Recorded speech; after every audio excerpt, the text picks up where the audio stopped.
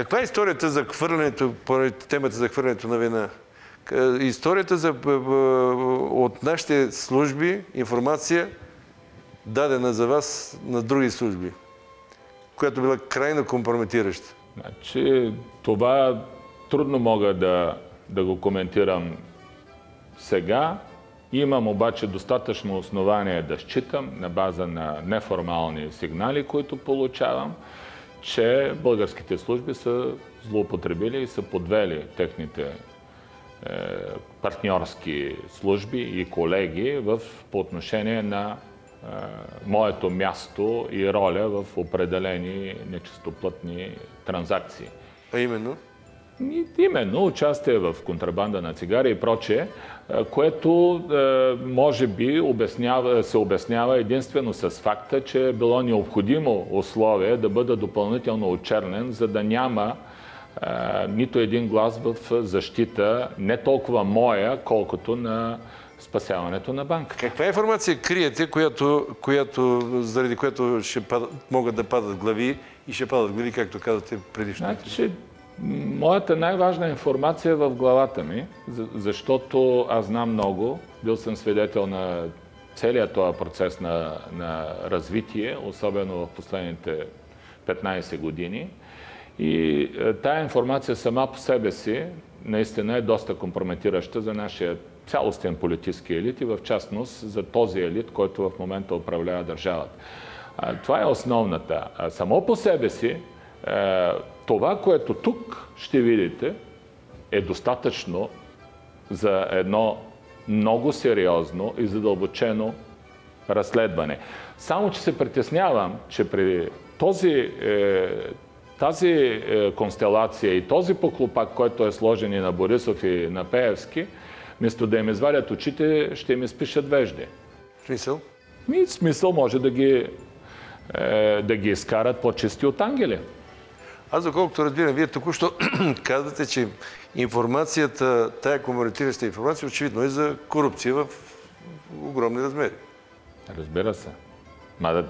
Според същия този митологемен финансов министър, изглежда само аз съм бил носител на корупцията, както той се изразява в някакво интервю преди няколко дни. В България въобще нямало корупция. Направих си труда да прочета Transparency International и се оказва, че България е на последно място, отзад напред по корупция в Европейския съюз, за 2015 година на 69-то място в света. А най-интересното, че за периода 98-2015 година, няма данни все още за 16-та година, за периода 98-2016 средния рейтинг е бил 63-то място, но най-ниско, т.е. в класацията, най-назад България е била през 2011 година, по време на управлението, първото управление на Борисов, когато пак всичко вървеше по мед и масло, тогава е била класирана на 86-то място. Аз сега да ви върна към... Казахте за по кой начин са ви изработили, така да се каже, хората на Борисов, но по кой начин ви работиха хората на Ахмед Доган? Защото там признавате си, че сте се отчитал там. Понеже напоследък имам повече време да чета, да гледам малко по-философски на живота, прочетох една мисъл на Иво Андрич от един негов сборник "Знаци по пътя", който той казва: ако хората знаеха колко ми е било трудно да живея, биха по-леко приели всичките злини, които съм извършил, всичките добрини, които съм пропуснал да извърша, и би им останало малко и чувство дори да ме оплачат. Това звучи почти като епитафия.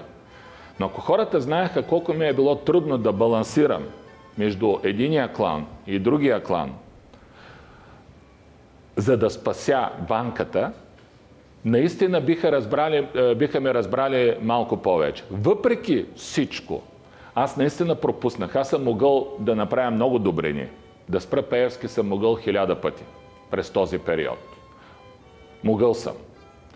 Направил съм злини, когато съм вървял и съм очистил всичките авгиеви обори. От фамозните ремонти на обектите на национална спортна база, докато майка му беше шефка на Тотото. През фамозните му операции с държавен резерв. Тогава да съм го бил оставил, никой нямаше и да познава Пеевски и да знае за Пеевски. Всичко беше покрито за моя сметка, само и само да няма скандали. Това са моите грешки и аз си ги признавам.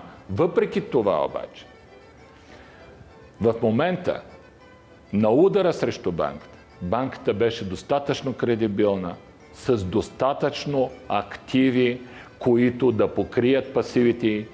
Продължавам да твърдя, че като банка тя е имала по-специален подход, по-специфичен. Но този специфичен подход в никакъв случай не е бил в противоречие с законите, а от друга страна той е бил съобразен с реалните пазарни условия. Банката имаше само по линия на така наречените кухи фирми, бушони, в които ме обвиняват и всякакви смъртни грехове, които разбира се са дело на техния главен свидетел и доверено лице. През тези фирми бяха финансирани активи, които наистина бяха достатъчни да покрият пасива. И Виваком, и Нурц, и Петрол, и Донарит, и Авионамс, и Русенска корабостроителница, и Костенец. Да не ги изреждам всичките тези. Аз предлагам обаче, защото за хората, според мен, ще е много важно. Това е нещо, финансовата страна на нещата, те ще доизясняват и да вие те първа и дела ще водите, казвате, чакате нова политическа обстановка, за да водите сумата и дела. Но, примерно, спомням се от предишното интервю, че някъде поне към 250 милиона, доколкото съм останал с впечатление, че така сте дал на Пеевски да дава нагоре по веригата, а пък той какво е давал там, един Господ знае, така ли? Не е точно така. Значи Пеевски е финансиран с много повече от 250 милиона, а той как и какво и на кого е давал, аз не знам. Но ангажимента на Пеевски е винаги бил, независимо от финансирането, той да възстанови парите. Очевидно на един етап на него това не му е харесало и той е подготвил по-лесното решение. Дайте да ударим банката, да влезем ние вътре и да вземем активите, вместо да си платим задълженията. Вие сте правил сметка под една или друга форма към Доган колко пари са отивали през годините? Не знам. Значи, с Доган аз никога не съм имал финансови отношения. Не, признавате в предишното интервю преди 2 месеца за това, че трябваше някой да му удовлетворим някои техни идеи, да финансирам и така нататък. Това спеем предвид. Значи, част от тези финансирания са финансиранията, не част, а всъщност в основата си това са финансирания на Пеевски, които бяха рефинансирани от Държавната банка ББР и от банката с държавна помощ ПИП. Това е. Разбира се, неговия човек, който се чувства задължен да обяснява, говоря за финансовия министър в оставка, който се чувства задължен да обяснява как Пеевски въобще нямал нищо общо с корпоративна банка, забравя, че благодарение на неговите представители в банката, печатница, в която Пеевски е потрошил над 60 милиона лева, беше продадена за 4 милиона лева, при това по изключително странен начин от един частен съдебен изпълнител. Продадена беше земята под печатницата, тъй като оборудването не може да бъде преместено просто.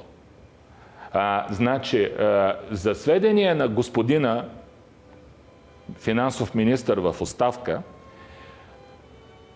без рефинансиранията, които бяха направени от ББР и ПИП, които са Българската банка за развитие, така държавна. Българска банка за развитие и ПИП, които са за над 140-50 милиона лева. Над 140-50 милиона лева. Пеевски на практика потроши 80 милиона лева за печатницата. Казвам 80, около 60 струваше, трябваше да се даде по-голям кредит заради лихви. Над 80 милиона лева за печатницата, която с лекота прехвърли на лизинговата компания. Партнер лизинг, финансирана от банката.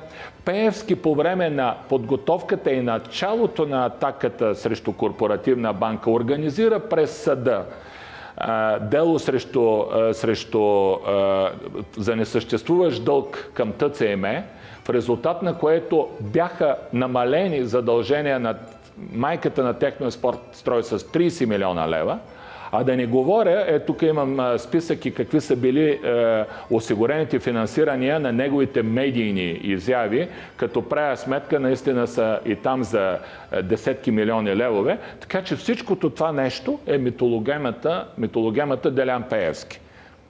Това говоря до падането на банката. След падането на банката следва втората митологема Делян Пеевски, която разбира се осъществява с активното участие на наместниците на Горанов в банката. Аз вярвам, че един ден всичките тия синдици, всякакви други, мондешки, не знам какви си още пилета шарене, не знам какви си частни съдебни изпълнители, а вярвам, ще се стигне и до боса им, Горанов, вярвам, че ще бъдат на подсъдимата скамейка. За всичките безобразия, които извършиха от 20 юни 2014 година, разбира се, в началото пък са наместниците на Иван Искров, до обявяването на банката в несъстоятелност. За всичко това нещо, те ще намерят своето достойно признание от съда, защото ясно е къде отидоха активите.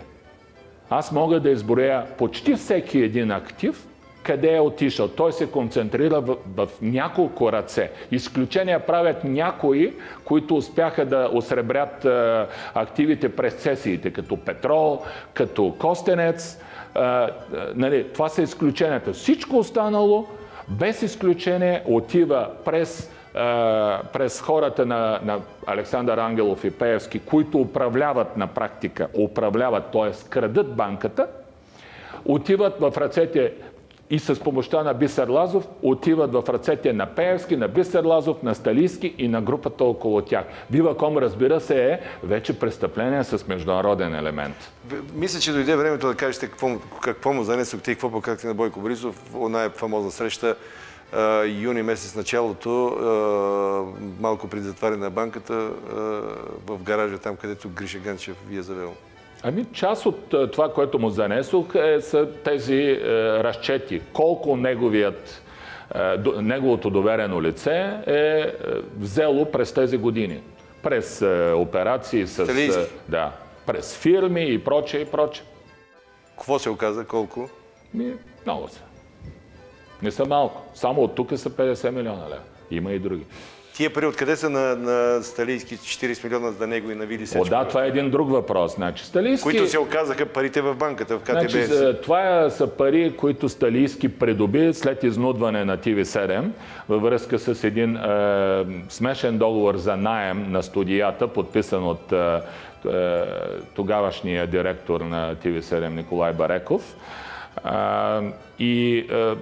Сталийски започна да изнудва ТВ7, че ще обяви в несъстоятелност, ако не се изпълни, ТВ7 не изпълни договора. Трябваше ТВ7 да плаща за наем на студията на Сталийски по 10 милиона лева на година. Кой е подписал този идиотски договор? Кой? Директора кой? Така, и тогава се наложи... Чакай, директора, вие сте над директора там. Това е някаква друга игра, очевидно. Това е корпоративна структура, която си има управление. Какво значи? Ако BTV има собственик CME, това означава ли, че собствениците участват всеки ден в политиката, ежедневната, или одобряват всеки договор, подписан от Павел Станчев? Демек зад гърба ви Разбира се, че идиотски договор. Разбира се, защото той беше грандоман, беше решил, че ще изпревари и BTV и Нова телевизия по рейтинг, за да може да вземе лъвския пай от рекламния пазар в България.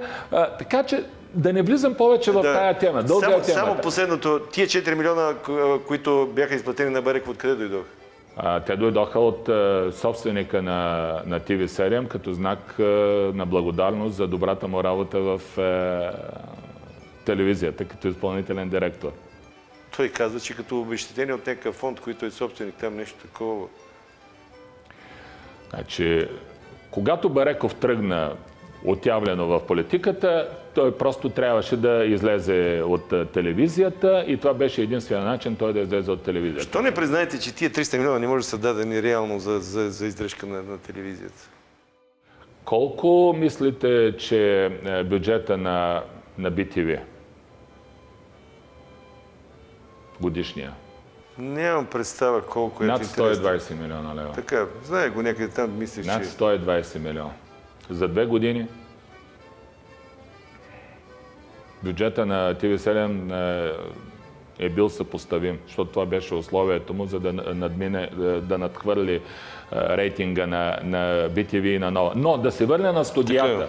Освен, че бяха продадени според мен и незаконно от Сечкова и от Сталийски, защото там има еврофинансиране и има забрани за продаване на активи за определен период при еврофинансиране. Синдиците, които много се борят за активите на банката, оставиха студията да бъдат разграбени от същите тия хора, а това изцяло е в патримониума на банката, студията в Герман. Те оставиха да бъдат разграбени. Кога Бойко Борисов ви обеща, че ще спаси банката?